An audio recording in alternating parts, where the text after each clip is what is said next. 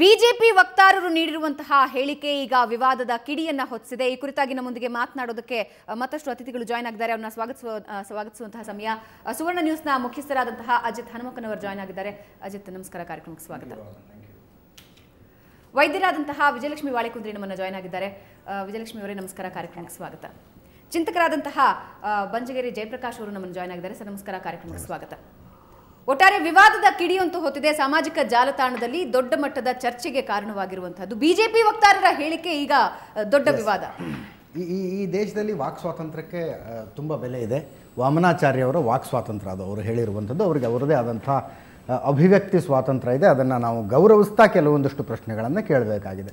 ನಾವು ಗೋಹತ್ಯೆಯ ವಿರುದ್ಧ ಅಂತ ತಮ್ಮ ಎಲೆಕ್ಷನ್ ಮ್ಯಾನಿಫೆಸ್ಟೋನಲ್ಲಿ ಹೇಳಿಕೊಂಡಂಥ ಪಕ್ಷದ ವಕ್ತಾರರಾಗಿ ಇವರು ನೀಡಿರುವಂಥ ಹೇಳಿಕೆಯ ಬಗ್ಗೆ ಇವರೇ ಸ್ಪಷ್ಟೀಕರಣ ಕೊಡಬೇಕಾಗಿದೆ. ಬಿ ಜೆ ಪಿ ಈ ಹೇಳಿಕೆಯನ್ನು ಒಪ್ಕೊಳ್ಳುತ್ತಾ? ನಾಳೆ ಯಾವುದೋ ಒಬ್ಬ ಬಿ ಜೆ ಪಿ ಮುಖಂಡ ಬಂದು ಕಾಶ್ಮೀರಕ್ಕೆ ಸ್ವಾತಂತ್ರ್ಯ ಕೊಡಬೇಕು, ಕಾಶ್ಮೀರಿಗಳಿಗೆ ಸ್ವತಂತ್ರರಾಗುವ ಹಕ್ಕಿದೆ ಅಂತಂದರೆ ಬಿ ಜೆ ಪಿ ಅದು ಅವರ ವೈಯಕ್ತಿಕ ಅಭಿಪ್ರಾಯ, ಅದು ನಮ್ಮ ಪಕ್ಷದ ನಿಲುವು ಅಲ್ಲ ಅಂತ ಹೇಳುವ ಮೂಲಕ ನುಣುಚಿಕೊಂಡು ಬಿಡುತ್ತಾ ಅನ್ನುವಂಥ ಪ್ರಶ್ನೆಯನ್ನು ನಾವೀಗ ಕೇಳಬೇಕಾಗಿದೆ. ಸಿಟಿ ರವಿ ಅವರು ನೇರ ಸಂಪರ್ಕದಲ್ಲಿ ಬಂದಿದ್ದಾರೆ ಇವಾಗ. ಸರ್ ನಮಸ್ಕಾರ. ಸಿಟಿ ರವಿ ಅವರು ನಮಸ್ಕಾರ. ನಮಸ್ಕಾರ, ಕೇಳ್ತಾ ಇದೆ, ಹೇಳಿ. ಸಿಟಿ ರವಿ ಅವರ ತಮ್ಮ ಪಕ್ಷದ ಅಧಿಕೃತ ವಕ್ತಾರರಾದಂಥ ವಾಮನಾಚಾರ್ಯ ಅವರು ಸುವರ್ಣ ನ್ಯೂಸ್ ಸ್ಟುಡಿಯೋದಲ್ಲಿ ನಡೆದಂಥ ಡಿಬೇಟ್ನಲ್ಲಿ ಒಂದು ಮಾತನ್ನು ಹೇಳ್ತಾರೆ. ಗೋವು ಮಾತೆ ಅನ್ನೋದನ್ನು ನಾನು ಒಪ್ಪೋದಿಲ್ಲ.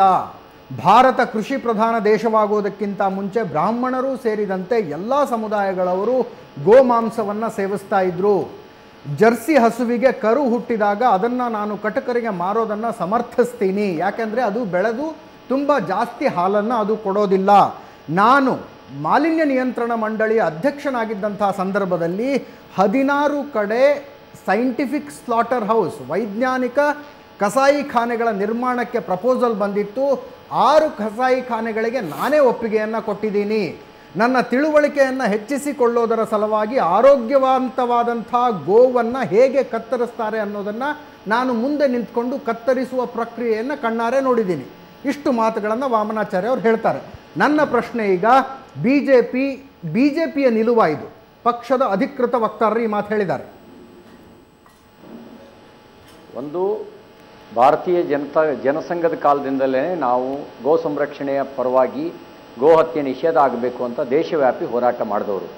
ಸಂವಿಧಾನದ ನಿರ್ದೇಶಕ ತತ್ವಗಳಲ್ಲೇ ಗೋ ಸಂರಕ್ಷಣೆ ಆಗಬೇಕು ಅನ್ನೋ ವಿಚಾರಕ್ಕೆ ಒತ್ತು ಕೊಟ್ಟು ಡಾಕ್ಟರ್ BR ಅಂಬೇಡ್ಕರ್ ಅವರು ಈ ಒಂದು ಸಂವಿಧಾನ ನಿರ್ದೇಶಕ ತತ್ವಗಳಲ್ಲೇ ಇದನ್ನು ಸೇರಿಸಿದ್ದಾರೆ. ಹಾಗಾಗಿ ಸಂವಿಧಾನ ಗೌರವಿಸ್ತಕ್ಕಂಥವರು ಗೋ ಸಂರಕ್ಷಣೆಯನ್ನು ಮತ್ತು ಗೋ ಸಂರಕ್ಷಣೆಯನ್ನು ಒಪ್ಪಬೇಕು, ಗೋ ಹತ್ಯೆಯನ್ನು ವಿರೋಧ ಮಾಡಬೇಕು. ಯಾರು ಸಂವಿಧಾನ ಒಪ್ತಾರೋ, ಯಾರು ಅಂಬೇಡ್ಕರ್ ಅವರ ವಿಚಾರಕ್ಕೆ ಬಗ್ಗೆ ಮಾತಾಡ್ತಾರೋ ಅವರು ಇದನ್ನು ಪಾಲಿಸಲೇಬೇಕು. ನಂಬರ್ 1. ನಂಬರ್ 2, ವಾಮನಾಚಾರ್ಯರವರು ಯಾವ ಹಿನ್ನೆಲೆಯಲ್ಲಿ ಹೇಳಿದ್ರೋ ಅದನ್ನು ನನಗೆ ಗೊತ್ತಿಲ್ಲ. ಹಿನ್ನೆಲೆ ಸರ್, ಸಿಟಿ ರವಿ ಅವರೇ, ಸಿಟಿ ರವಿ ಅವರೇ, ಇದಕ್ಕೇನು ಹಿನ್ನೆಲೆ ಬೇಕು ಹೇಳಿ? ಕೇಳ್ರಿ, ಅಲ್ಲ, ಇದಕ್ಕೇನು ಹಿನ್ನೆಲೆ ಬೇಕು ಹೇಳಿ? ಪಕ್ಷದ ಸ್ಟ್ಯಾಂಡ್ ಬಹಳ 3 ದಿನಗಳ ಹಿಂದೆ ಸಿಟಿ ರವಿ ಅವರು, ಒಂದು ನಿಮಿಷ ನಾವು ಗೋ ಸಂರಕ್ಷಣೆಯ ಪರವಾಗಿದ್ದೇವೆ. ಗೋ ಸಂರಕ್ಷಣೆ ಆಗಬೇಕು, ಸಂಪೂರ್ಣ ಗೋಹತ್ಯೆ ನಿಷೇಧ ಆಗಬೇಕು, ಇದು ನಮ್ಮ ಪಕ್ಷದ ನಿಲುವು. ಅವರೇನಾದ್ರೂ ಅದಕ್ಕೆ ವಿರುದ್ಧವಾಗಿ ಹೇಳಿಕೆ ಕೊಟ್ಟಿದ್ರೆ ಅದು ತಪ್ಪು. ಅವರು ಅದನ್ನು ಸರಿಪಡಿಸ್ಕೊಳ್ಬೇಕು. ಪಕ್ಷ ಭಾಳ ಸ್ಪಷ್ಟವಾಗಿದೆ. ಇದ್ರ ವಿಷಯದಲ್ಲಿ ನಾವು ಚರ್ಚೆನೂ ನಡೆಸಿದ್ದೇವೆ. ಚರ್ಚೆ ನಡೆಸಿ ನಾವು ಸ್ಪಷ್ಟವಾಗಿ ಹೇಳ್ತಾ ಇದ್ದೀವಿ, ಪಕ್ಷದ ನಿಲುವು ಗೋ ಸಂರಕ್ಷಣೆಯ ಪರ ಇದೆ. ಕೃಷಿ ಸಂಸ್ಕೃತಿ ಉಳಿಬೇಕು, ಗೋವು ಉಳಿಬೇಕು, ಗೋಹತ್ಯೆ ನಿಷೇಧ ಸಂಪೂರ್ಣ ಪ್ರಮಾಣದಲ್ಲಿ ಆಗಬೇಕು ಅನ್ನೋದು ನಮ್ಮ ಪಕ್ಷದ ನಿಲುವಿದೆ. ಕೆಲವರು ನಿರ್ಭಾವುಕರಾಗಿ ವರ್ತಿಸ್ತಾರೆ ಅಂತ ಹೇಳಿ. ಆಳ್ವಿಕೆ ನಡೆಸ್ತಿದ್ದ ಕಾಲದಲ್ಲಿ, ಹಿಟ್ಲರ್ ಜರ್ಮನ್ ಆಳ್ವಿಕೆ ನಡೆಸ್ತಿದ್ದ ಕಾಲದಲ್ಲಿ ವಯಸ್ಸಾದ ಜನಗಳು ಕೂಡ ಉಪಯೋಗಕ್ಕಿಲ್ದವರು ಅಂತ ಭಾವಿಸಿ ಅವ್ರನ್ನ ಚೇಂಬರ್ನಲ್ಲಿ, ಗ್ಯಾಸ್ ಚೇಂಬರ್ನಲ್ಲಿ ಇಟ್ಟು ಸಾಯಿಸೋ ವ್ಯವಸ್ಥೆ ಮಾಡ್ತಿದ್ದ ಅನ್ನೋದನ್ನು ನಾನು ಇತಿಹಾಸದಲ್ಲಿ ಓದಿದ್ದೆ. ಅವನಿಗೊಂದು ನಿರ್ಭಾವುಕತೆ ಇತ್ತು, ಕೇವಲ ವ್ಯಾವಹಾರಿಕ ದೃಷ್ಟಿಕೋನ ಇತ್ತು. ಭಾರತೀಯರು ಕೇವಲ ವ್ಯಾವಹಾರಿಕ ದೃಷ್ಟಿಕೋನದಲ್ಲಿ ಬದುಕಿದವರಲ್ಲ, ನಾವು ಭಾವನೆಗಳ ಮೇಲೆ ಬದುಕಿದವರು. ನಾವು ಉಪಕಾರ ಮಾಡ್ತಕ್ಕಂಥ ಪ್ರತಿಯೊಂದೂ ಕೂಡ ದೈವತ್ವದ ರೂಪದಲ್ಲಿ ಪೂಜಿಸ್ತಕ್ಕಂಥ ಸಂಸ್ಕೃತಿಯ ಮೂಲಕ ಬೆಳೆದು ಬಂದವರು ನಾವು. ಅದಕ್ಕಾಗಿಯೇ ಭೂಮಿನ ತಾಯಿ ಅಂತ ಕರೆದ್ವಿ, ಗಂಗೆನ ತಾಯಿ ಅಂತ ಕರೆದ್ವಿ, ಗೋವನ್ನು ತಾಯಿ ಅಂತ ಕರೆದ್ವಿ. ಈ ಹಿನ್ನೆಲೆ ಇಲ್ಲದೇ ಇದ್ದರೆ ಅದು ಪಾಶ್ಚಾತ್ಯ ಶಿಕ್ಷಣದ ಆಧುನಿಕ ಮನೋಭಾವನೆಯ ಪರಿಣಾಮ. ಕೇವಲ ವ್ಯಾವಹಾರಿಕ ರೂಪದಲ್ಲಿ ನೋಡುವಂಥ ಒಂದು ಭಾವನೆ ಬೆಳೆದು ಬಂದಿದೆ. ಇದು ದುರದೃಷ್ಟಕರ. ಆ ಭಾವನೆ ನಮ್ಮಲ್ಲೂ ಕೆಲವರಿಗೆ ತಟ್ಟಿದ್ರೆ ನಿಮ್ಮ ಪ್ರತಿಕ್ರಿಯೆ ಯಾವುದೋ ಕಾಂಗ್ರೆಸ್ ಮುಖಂಡನ ಹೇಳಿಕೆಗೆ ಅಥವಾ ನಮ್ಮ ದೇಶದ ಪ್ರಗತಿಪರರ ಹೇಳಿಕೆಗೆ ಪ್ರತಿಕ್ರಿಯೆ ಇದ್ದಂಗಿದೆ. ತಮ್ಮ ಪ್ರತಿಕ್ರಿಯೆ ಪ್ರಗತಿಪರರ ಹೇಳಿಕೆಗೆ ಈಗ ಯಾರು ಹೇಗೆ ಹೇಳ್ತಾರೋ, ನೀವು ಪಾರ್ಟಿ ಸ್ಟ್ಯಾಂಡ್ ಬಗ್ಗೆ ಕೇಳಿದಿರಿ, ನಾನು ಪಾರ್ಟಿ ಸ್ಟ್ಯಾಂಡ್ ಬಗ್ಗೆ ಹೇಳಿದ್ದೀನಿ. ಪಾರ್ಟಿ ಸ್ಟ್ಯಾಂಡ್ ಕ್ಲಿಯರ್ ಇದೆ.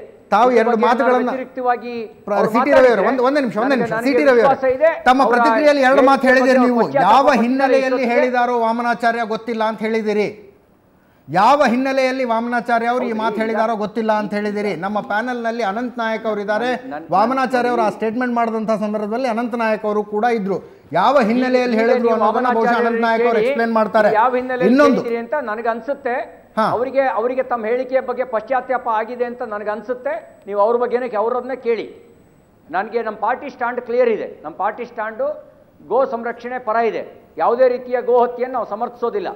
ಕೃಷಿ ಸಂಸ್ಕೃತಿ ಉಳಿಬೇಕು ಅಂದರೆ ಗೋ ಉಳಿಬೇಕು. ಹಾಗೆ ಉಳಿದ್ರೆ ಮಾತ್ರ ಕೃಷಿ ಸಂಸ್ಕೃತಿ ಉಳಿಯುತ್ತೆ. ಕೃಷಿಕರನ್ನ ಈಗ ಇನ್ನೂ ಪರಾವಲಂಬಿ ಮಾಡಬೇಕು ಅಂತ ಹೇಳಿದ್ರೆ ಇನ್ನಷ್ಟು ಕಸಾಯಿಖಾನೆಗಳಿಗೆ ಅನುಮತಿ ಕೊಟ್ಟು ಗೋ ಹತ್ಯೆಗೆ ಅವಕಾಶ ಕೊಟ್ಟು ಈ ಭೂಮಿಯನ್ನ ಬಂಜರು ಮಾಡೋದಕ್ಕೆ, ಬರಡು ಮಾಡೋದಕ್ಕೆ ಹೊರಡಬೇಕಾಗುತ್ತೆ. ಅನಂತ್ ನಾಯಕ್ ಅವರು ಹೇಳಿ, ಸಿ ಟಿ ರವಿ ಅವ್ರಿಗೆ ಯಾವ ಹಿನ್ನೆಲೆಯಲ್ಲಿ ವಾಮನಾಚಾರ್ಯ ಅವರು ಆ ಹೇಳಿಕೆ ಕೊಟ್ಟರು ಹೇಳಿ. ಸಿ ಟಿ ರವಿ ಅವರೇ ಮಾತಾಡಿ ಕೇಳಿಸ್ತದೆ ನೋಡಿ. ದೇಶದೊಳಗಡೆ ಕೇಳ್ತಾ ಇದ್ದೀನಿ, ಹೇಳಿ. ನಮ್ಮಲ್ಲಿ ಆಹಾರಕ್ಕಾಗಿ, ಕೃಷಿಗಾಗಿ, ಆರ್ಥಿಕತೆಯ ಕಾರಣಕ್ಕಾಗಿ ದನಗಳನ್ನು, ಜಾನುವಾರುಗಳನ್ನು ಸಾಕಾಣಿಕೆ ಮಾಡೋದು ಮತ್ತು ಆಹಾರಕ್ಕಾಗಿ ಅದನ್ನು ಬಳಸೋದು, ಅದು ದೊಡ್ಡ ಇತಿಹಾಸ ಇದೆ. ಅದಕ್ಕೆ ವಾಮನಾಚಾರ್ಯವರು ಮೊನ್ನೆ ಹೇಳಿದಂಥ ಹೇಳಿಕೆಯನ್ನು ಅದೇನು ಹೊಸ ಹೇಳಿಕೆ ಏನಲ್ಲ. ಈಗಾಗಲೇ ಜಾರಿಯಲ್ಲಿರುವಂಥ ಕಟು ಸತ್ಯವನ್ನು ಅವರು ಪಾಪ ಹೇಳಿದ್ದಾರೆ. ಹಿರಿಯರಾಗಿ ಅವರ ಅನುಭವವನ್ನು ಹೇಳಿದ್ದಾರೆ. ವೈದ್ಯರಾಗಿ ನಿಜವಾಗಲೂ ಅವರು ಕಣ್ಣಾರೆ ಕಂಡಿದ್ದನ್ನು ಹೇಳಿದ್ದಾರೆ. ಮಾಲಿನ್ಯ ನಿಯಂತ್ರಣ ಮಂಡಳಿಯ ಅಧ್ಯಕ್ಷರಾಗಿ ಕಾನೂನು ಪರಿಧಿಯಲ್ಲಿ ಅವರು ಏನು ಕೆಲಸಗಳನ್ನು ಮಾಡಿದ್ದಾರೆ ಅದನ್ನು ನಿಜವಾಗ್ಲೂ ಅವ್ರು ಪಾರದರ್ಶಕವಾಗಿ ಒಪ್ಕೊಂಡಿದ್ದಾರೆ. ಹಾಗಾಗಿ ಅವ್ರು ಹೇಳಿರೋದ್ರಲ್ಲಿ ತಪ್ಪಿದೆ ಅಂತಂದೇಳಿ ತಪ್ಪನ್ನು ಹುಡುಕೋದಕ್ಕಾಗೋದಿಲ್ಲ. ಬಹುಶಃ ಭಾರತೀಯ ಜನತಾ ಪಾರ್ಟಿಗೆ ಗೋವು ಅನ್ನೋದು ಒಂದು ರಾಜಕೀಯ ವಸ್ತುವಾಗಿ ಕಾಣಿಸ್ಕೊಳ್ಳೋದ್ರಿಂದ, ಗೋವಿಲ್ಲದೆ ರಾಜಕೀಯ ಇಲ್ಲದ ಸ್ಥಿತಿಯಲ್ಲಿ ನೀವು ಇರೋದ್ರಿಂದ ರಾಜಕೀಯವನ್ನ ಮೀರಿ ವಾಮನಾಚಾರ್ಯರು ಬಹುಶಃ ಈ ಮಾತನಾಡಿದ್ದಾರೆ. ನಿಜವಾಗ್ಲೂ ವಾಸ್ತವದ ಹಿನ್ನೆಲೆ ನೋಡಿ ಅನಂತ್ ನಾಯಕ್ ಅವರಂತಹ ಪ್ರಗತಿಪರರಿಗೂ ಕೂಡ ವಾಮನಾಚಾರ್ಯ ಅವರ ಮೇಲೆ ಏಕಾಏಕಿ ಪ್ರೀತಿ ಉಕ್ಕಿ ಬಂದ್ಬಿಟ್ಟಿದ್ದಾರೆ. ಈ ಪ್ರೀತಿ ಇದು ಗೋ ಹತ್ಯೆ ಮಾಡೋರನ್ನ ಪ್ರಗತಿಪರರು ಅನ್ನಕ್ಕಾಗತ್ತೇನ್ರಿ? ಇದೇ ಮೀನ್ ಮನುಷ್ಯರು ತಿಂತಿದ್ದ ಅಂತ ಮನುಷ್ಯರು ತಿನ್ನೋದು ಆಹಾರದ ಹಕ್ಕು ಅಂತ ಪ್ರಗತಿಪರರ ಹೆಸರಿನಲ್ಲಿ ಯಾರೋ ಹೊರಟ್ರೆ ಸಮರ್ಥನೆ ಮಾಡಕ್ಕಾಗತ್ತೇನ್ರಿ ಅಂತವನ್ನೆಲ್ಲ? ಸರ್, ವಾಮನಾಚಾರ್ಯ ಅವರು ಹೇಳಿದ್ರ ಬಗ್ಗೆ ಮಾತಾಡಿ ಸರ್ ದಯವಿಟ್ಟು. ಕೃಷಿ ಸ್ವಾವಲಂಬಿ ಆಗಿದ್ದಂತ ಕೃಷಿ ಪರಾವಲಂಬಿ ಆಗೋದಕ್ಕೆ ಗೋ ಹತ್ಯೆನೂ ಒಂದು ಪ್ರಮುಖ ಕಾರಣ. ಬಹುಶಃ ತಾವು ಈ ದೇಶದ ಚರಿತ್ರೆಯನ್ನು ಓದಿ, ದೇಶದ ಚರಿತ್ರೆಯನ್ನು ತಿಳ್ಕೊಳ್ಳೋದಕ್ಕೆ ಪ್ರಯತ್ನ ಮಾಡಿದ್ರೆ ಹೆಚ್ಚು ಒಳ್ಳೆಯದು. ಹಿಂದೆ ನೀವುಗಳು ನಿಮ್ಮವರು ಮಾಡ್ತಾ ಇದ್ದಂತ ಯಾಗ, ಯಜ್ಞ, ಹೋಮಗಳಲ್ಲಿ ದನಗಳನ್ನ, ಅದರಲ್ಲೂ ವಿಶೇಷವಾಗಿ ಆಕಳು, ಕರುಗಳನ್ನ ಯಜ್ಞಕ್ಕಾಗಿ ಬಳಸ್ತಾ ಇದ್ವಿ, ಅದನ್ನು ಊಟ ಮಾಡ್ತಾ ಇದ್ದೀನೋ ಜಗತ್ತಿಗೆ ಗೊತ್ತಿರೋ ವಿಚಾರವೇ. ಇವತ್ತಿಗೂ ಕೂಡ ವಾಮನಾಚಾರ್ಯ ಅವರೇ ಹೇಳಿದ ಹಾಗೆ ಬ್ರಾಹ್ಮಣರ ಆದಿಯಾಗಿ ಇನ್ನು ಅನೇಕ ಸಮುದಾಯಗಳು ದೊಡ್ಡ ಪ್ರಮಾಣದಲ್ಲಿ ಅದರ ಮೇಲೆ ಅವಲಂಬಿತರಾಗಿದ್ದಾರೆ. ಅದು ಅವರ ಆಹಾರ ಅಷ್ಟೇ. ಅದನ್ನ ಪ್ರಗತಿಪರರು ಅಂತ ಹೇಳಿಸ್ಕೊಳ್ಳೋರು ಸಮರ್ಥನೆ ಮಾಡ್ತಾರಾ? ಅಲ್ಲ, ಯಾರು ಪ್ರಗತಿಪರರು ಯಾರು ಪ್ರಗತಿ ವಿರೋಧಿಗಳು ಅಂತ ನಿಮ್ಮ ಹತ್ರ ಸರ್ಟಿಫಿಕೇಟ್ ತಗೊಳ್ಬೇಕಾಗಿಲ್ಲ. ಅಷ್ಟೇ ಇರೋದು ದನದ ಹೆಸರಿನ ರಾಜಕಾರಣ, ಅದು ಅಷ್ಟು ಸಮಂಜಸ ಅಲ್ಲ ಅಷ್ಟೇ. ಸಿಟಿ ರವಿ ಅವರೇ ಅಂತಿಮವಾಗಿ ಕೇಳ್ತಾ ಇದ್ದೀನಿ ಅಲ್ರಿ, ಇದು ಸಿಟಿ ರವಿ ಸಂಸ್ಕೃತಿ. ಸಿಟಿ ರವಿ ಅವರೇ ನಾಳೆ ದಿನ ಸಿಟಿ ರವಿ ಅವರಿಗೆ ಯಾವ ರಾಜಕಾರಣ ಇತ್ತು? ಮಹಾತ್ಮ ಗಾಂಧಿ ಅವರಿಗೆ ಯಾವ ರಾಜಕಾರಣ ಇತ್ತು? ಅಂಬೇಡ್ಕರ್ ಅವರು, ಮಹಾತ್ಮ ಗಾಂಧಿ ಅವರು, ಸ್ವಾಮಿ ವಿವೇಕಾನಂದರು, ನಿಮ್ಮದೇ ವಿ ಡಿ ಸಾವರ್ಕರ್ ಅವರು ಎಲ್ಲಿಯೂ ಕೂಡ ಆಹಾರದ ಕಾರಣಕ್ಕಾಗಿ ಹಸುಗಳನ್ನ ಅಥವಾ ದನಗಳನ್ನ ತಿನ್ನಬಾರ್ದಂತ ಹೇಳಿಲ್ಲ. ದಯವಿಟ್ಟು ನೀವು ಕಾನೂನಿನ ಪರಿಜ್ಞಾನ ಇಲ್ಲ ಅಂತ ಹೇಳಿದ್ರೆ ಸಂವಿಧಾನವನ್ನು ಓದಿ. ಸಂವಿಧಾನದ ಆರ್ಟಿಕಲ್ 48 ಜಾನುವಾರುಗಳ ಸಂರಕ್ಷಣೆ ಬಗ್ಗೆ ಹೇಳುತ್ತೆ. ಜಾನುವಾರನ್ನು ಊಟ ಮಾಡಬಾರ್ದು ಅಂತ ಹೇಳಿಲ್ಲ. ನಿಮ್ಮ ಗಮನಕ್ಕೆ ಸ್ವಲ್ಪ ದಯವಿಟ್ಟು ಓದ್ಕೊ ಬನ್ನಿ. ಬಾಬಾ ಸಾಹೇಬ್ರನ್ನ ತಪ್ಪಾಗಿ ಅರ್ಥೈಸಬೇಡಿ. ನಾನು ಖಂಡಿತ ಕಮ್ಯುನಿಸ್ಟರು ದೇಶದ ಬಗ್ಗೆ ಏನ್ ಬರ್ದಿದ್ದಾರೆ ಅಂತ ಗೊತ್ತು, ರಾಮಾಯಣದ ಬಗ್ಗೆ ಏನ್ ಬರ್ದಿದ್ದಾರೆ ಅಂತ ಗೊತ್ತು. ಅದನ್ನು ಓದ್ಕೊಂಡಂತ ಕೆಲವರು ರಾಮನ ಬಗ್ಗೆ ಮಾತಾಡಿರೋದನ್ನು ನಾನು ಕೇಳಿದ್ದೇನೆ. ಅದೇ ಸತ್ಯ ಅಲ್ಲ. ಸತ್ಯ ಈ ಬಹುಜನರ ನಂಬಿಕೆ ಸತ್ಯ. ಸಿಟಿ ರವಿ ಅವರೇ ಪೂಜಿಸ್ತಕ್ಕಂಥದ್ದು ಬಹುಜನರ ನಂಬಿಕೆ. ಇರ್ತಾರೆ ವಾಮನಾಚಾರ್ಯ ಸತ್ಯ ಹೇಳಿದ್ದಾರೆ, ಸತ್ಯವನ್ನು ಒಪ್ಕೊಳ್ಳಿ. ಯಾಕೆ ನೀವು ಅದನ್ನ ವಾಮನಾಚಾರ್ಯ ಒಬ್ಬರೇ ಹೇಳಿಲ್ಲ, ಅರುಣಾಚಲ ಪ್ರದೇಶದ ನಿಮ್ಮ ಮುಖ್ಯಮಂತ್ರಿಗಳು ಹೇಳಿದ್ದಾರೆ. ಹಿಂದೆ ಪ್ರಧಾನಿ ಆಗಿದ್ದಂತ ಅಟಲ್ ಬಿಹಾರಿ ವಾಜಪೇಯಿ ಅವರು ಕೂಡ ನಾನು ಕೂಡ ಗೋಮಾಂಸವನ್ನು ತಿಂತಾ ಇದ್ದೆ ಅಂತ ಹೇಳ್ಕೊಂಡಿದ್ದಾರೆ. ಯಾಕೆ ನೀವು ಅದನ್ನು ದಿಕ್ತಪ್ಪಿಸ್ತಾ ಇದ್ದೀರಾ?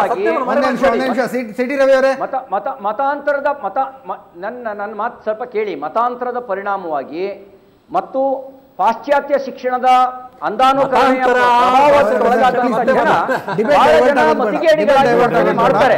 ಮತಿಗೇಡಿಗಳ ವರ್ತನೆ ಎಲ್ಲವನ್ನೂ ಕೂಡ ಸರಿ ಅಂತ ಹೇಳುವಂತ ಮತಿಹೀನ ನಾನಲ್ಲ. ಸಿಟಿ ರವಿ ಒಂದು ಫೈನಲ್ ಕ್ವಶನ್ ಕೇಳ್ತಾ ಇದ್ದೀನಿ. ನಾಳೆ ದಿನ ಯಾರಾದ್ರೂ ಬಿಜೆಪಿ ಮುಖಂಡ ಕಾಶ್ಮೀರಕ್ಕೆ ಸ್ವಾತಂತ್ರ್ಯ ಕೊಡಬೇಕು ಅನ್ನುವಂಥ ಮಾತನ್ನ ಹೇಳಿದ್ರೆ ಅದು ಅವರ ವೈಯಕ್ತಿಕ ಅಭಿಪ್ರಾಯ, ಯಾವ ಹಿನ್ನೆಲೆಯಲ್ಲಿ ಹೇಳಿದ್ರು ನನಗೆ ಗೊತ್ತಿಲ್ಲ, ಪಕ್ಷದ ಸ್ಟ್ಯಾಂಡ್ ಅದರ ವಿರುದ್ಧ ಆಗಿದೆ ಅಂತ ಹೇಳುವ ಮೂಲಕ ನುಣುಚಿಕೊಳ್ಳಬಹುದಾ ಅನ್ನೋ ಪ್ರಶ್ನೆ ನಾನು ನಿಮಗೆ ಕೇಳ್ತಾ ಇದ್ದೀನಿ ಸರ್. ನಾನು ನುಳಿಸ್ಕೊಳ್ಳೋ ಪ್ರಯತ್ನ ಮಾಡ್ತಿಲ್ಲ. ಯಾವುದನ್ನ ಎಲ್ಲಿ ಮಾತಾಡಬೇಕು ಅಂತ ಗೊತ್ತು, ಅಷ್ಟು ಸೂಕ್ಷ್ಮ ಇಟ್ಕೊಂಡು ಮಾತಾಡ್ತಾ ಇದ್ದೀನಿ. ಯಾರು ಕಾಶ್ಮೀರಕ್ಕೆ ಸ್ವತಂತ್ರ ಕೊಡಬೇಕು ಅಂತ ಹೇಳಿದ್ರೆ ಅವನನ್ನು ಅದ್ರ ಸಮೇತ ಪಾಕಿಸ್ತಾನಕ್ಕೆ ಕಳಿಸುವಂತ ಕೆಲಸನೂ ನಾವು ಮಾಡ್ತೇವೆ ಹೇಳುವಂತವ್ರನ್ನ. ಎಸ್, ನೋಡೋಣ ಸರ್. ವಾಮನಾಚಾರ್ಯ ಅವರ ವಿಷಯದಲ್ಲಿ ಪಕ್ಷದ ಅಧಿಕೃತ ನಿಲುವು ಏನಾಗಿರುತ್ತೆ ಅನ್ನೋದನ್ನ ತಿಳ್ಕೊಳ್ಳೋ ಕುತೂಹಲ ನಮಗೂ ಕೂಡ ಇದೆ. ವಾಮನಾಚಾರ್ಯರು ನನಗೆ ವಿಶ್ವಾಸ ಇದೆ, ಅವರು ತಮ್ಮ ಮಾತಿಗೆ ಪಶ್ಚಾತ್ತಾಪ ಪಟ್ಟು ಪಕ್ಷದ ಪ್ರತಿನಿಧಿಯಾಗಿ ಅವರು 2 ದಿನಗಳಿಂದ ಅವರನ್ನು ಸಂಪರ್ಕಿಸುವ ಪ್ರಯತ್ನ ಮಾಡ್ತಾ ಇದ್ದೀವಿ. ಸಿಟಿ ರವಿ ಅವರೇ, 2 ದಿನಗಳಿಂದ ಅವರನ್ನು ಸಂಪರ್ಕಿಸುವ ಪ್ರಯತ್ನ ಮಾಡ್ತಾ ಇದ್ದೀವಿ ನಾವು. 2 ದಿನಗಳಿಂದ ನಾವು ವಾಮನಾಚಾರ್ಯ ಅವ್ರನ್ನ ಸಂಪರ್ಕಿಸುವಂತಹ ಪ್ರಯತ್ನ ಮಾಡ್ತಿದ್ದೀವಿ ಈ ಹೇಳಿಕೆಯ ನಂತರ. ಆದರೆ ಅವರು ಸಂಪರ್ಕಕ್ಕೆ ಸಿಗ್ತಾ ಇಲ್ಲ.